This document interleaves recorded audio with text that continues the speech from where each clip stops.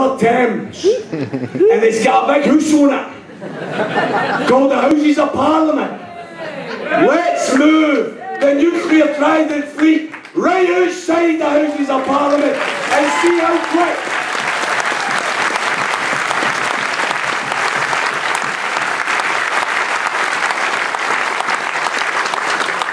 And see how quick they decommission them there.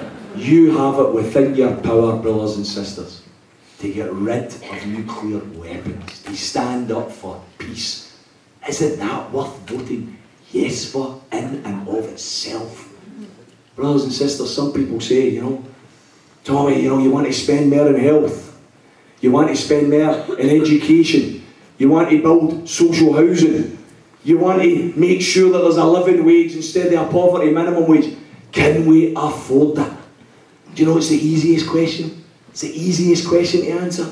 I was on a TV show a few weeks ago with a Belgian, Michael Buffon Patillo. He was sitting across from me in the makeshift studio just up the road there in Edinburgh. And he was sitting there with a big tartan trousers on and all. No pockets in them, by the way. Who needs pockets when you don't use them, eh? When he was a government minister, we paid for everything. Now he's a BBC pundit, we still pay for everything. And he listened to me talking about the potential of an independent Scotland. And I said, in an independent Scotland, we could actually start having joined up political thinking. We could examine and identify social and economic problems like homelessness, like overcrowding, like the housing waiting list. 200,000 people and families are either homeless, overcrowded, or living in damp houses now. We've got over 200,000 unemployed, predominantly young people. Where is the new generation of joiners and plumbers and bricklayers and quantity surveyors going to come from? Why don't we have joined up thinking? Why don't we spend the money to train the new joiners and plumbers and bricklayers to build the houses, to solve homelessness? Why don't we do that in an independent Scotland?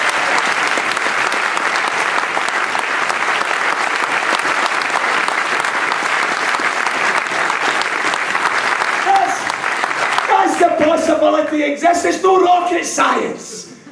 It's simple economics. And the Belgian listened.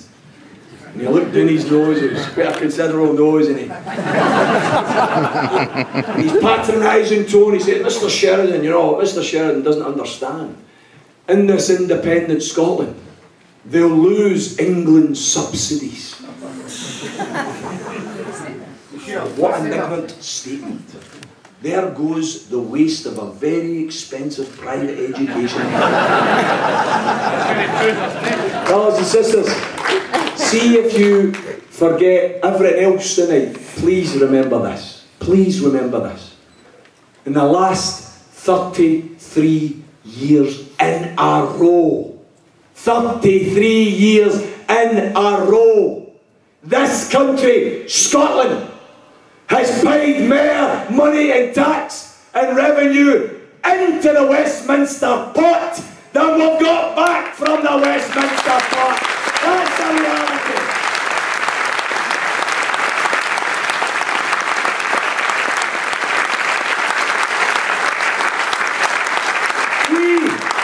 reality. We are not subsidy junkies. We are net contributors to the UK economy. And by the way, see if you don't believe me, see if we were subsidy junkies, do you think they'd want to keep us? The reason they want to keep us is twofold. One, because they need their tax and revenue, and two, because they need somewhere to dump their nuclear weapons. That's why they want to keep us.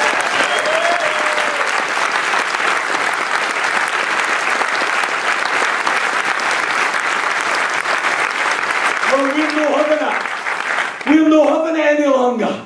In the last 5 years alone, 5 years alone, if Scotland had kept its tax and revenue and spent it in public services, we would have been spending an extra £8.3 billion 8,300 million extra in public services. £1.65 billion extra every year in the last 5 years alone. Brothers and sisters, in an independent Scotland, I don't want us debating where to cut first.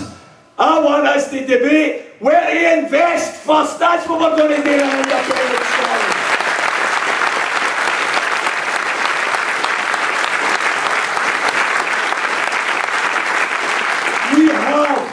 We have the economic wherewithal to be a very successful independent nation. When you get organs like the Financial Bloody Times telling you that you're going to be the 14th richest country on the planet as soon as you become independent, then it does tell you something about the financial capabilities that we've got at our hand.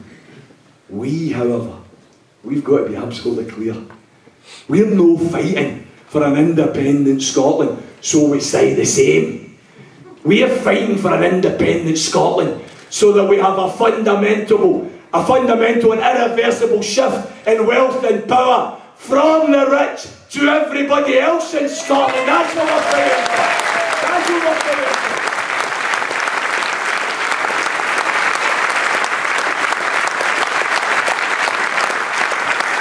And to those who show an absolutely disgusting poverty of ambition, those who say, oh but Tommy, the things you're talking about, they're not up for grabs at the referendum. Brothers and sisters, the referendum isn't about political parties, isn't about political manifestos, isn't about politicians. The referendum is about you having the right to determine who runs your country in the future. That's what it's about.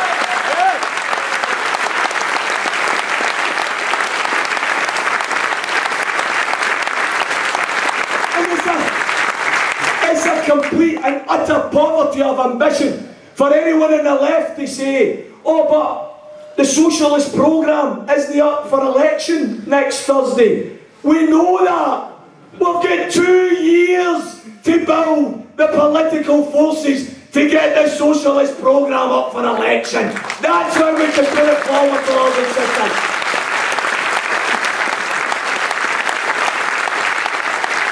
But if we go to independence, it doesn't matter how many socialist programmes you've got, we're not going to win.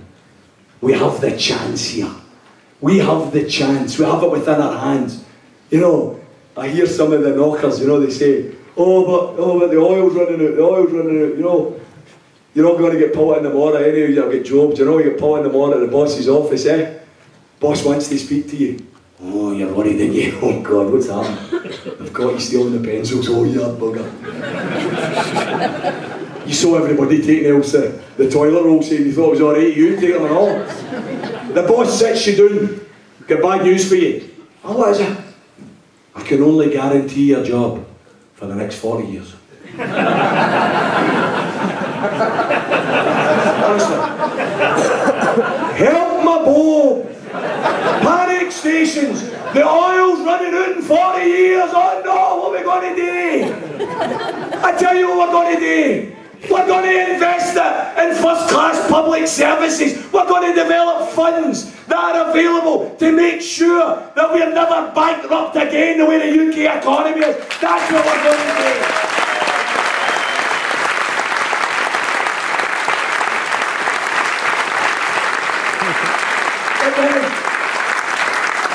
But then, I think to myself, oh, wait a minute, it's no use raising this. This is a report, Scotland's huge untapped oil wealth. And I thought, no use bringing this to you tonight, because you'll have all read this, and you'll have seen it on the telly, and you'll have read about it in the newspapers, because we're in the middle of a big referendum about Scotland's future. And this is about oil reserves in Scotland. You're sure you've seen this somewhere, eh? Oh, wait a minute. Scotland could be sitting on more than double the amount of oil and gas reserves currently predicted. A new independent industry investigation has found. The investigation reveals that the scale of Scotland's untapped frontier west coast or Atlantic margin has been underestimated. Here's what it says. Brilliant.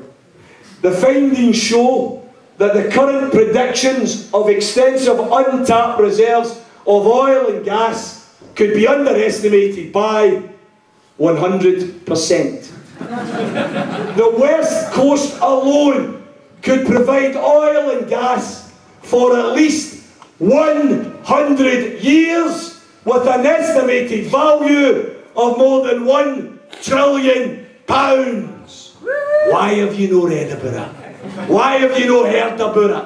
See, if it had said there was no oil or gas, do you think you'd have heard about it then? That's your biased, distorted media for you, brothers and sisters. That's an independent industry investigation. The experts in the field, 1981, they were instructed in the West Coast to stop exploring. To stop exploring because they didn't want any activity in the West Coast. Why? Because it was the direct shipping line of Trident. Brothers and sisters, it's an easy solution, isn't it? We get rid of Trident, we extract the oil, £1 trillion worth of oil.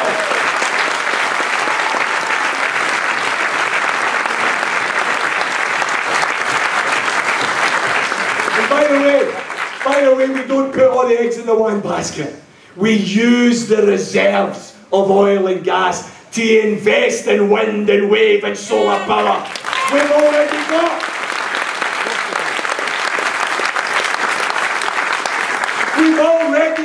25% of the whole of the European Union's wind, wave, solar power reserves here in Scotland. 20% of all of the fisheries industry here in Scotland. 60% of all of Europe's oil here in Scotland. And some people say, oh, you can't cope on your own. You're too poor. Brothers and sisters, please, if you do nothing else in the next week, please argue with people that the one reason not to vote independence has got nothing to do with whether we're rich enough, because we certainly are rich enough. I'm going to finish by saying to you, brothers and sisters, I'm going to finish by inviting each and every one of you to think about the words of a song in this next 7 days that I think should be the clarion call for the Yes campaign. When you think about all the powers, all the bigoted millionaires and their media pals, all raged against us, all telling us we can't do it, I want you to think of the words of Something Inside So Strong by Labi Siffre. Brothers and sisters, when they insist we're just not good enough, when we know better, just look them in the eyes and say, we're going to do it anyway. Thanks very much, brothers and sisters.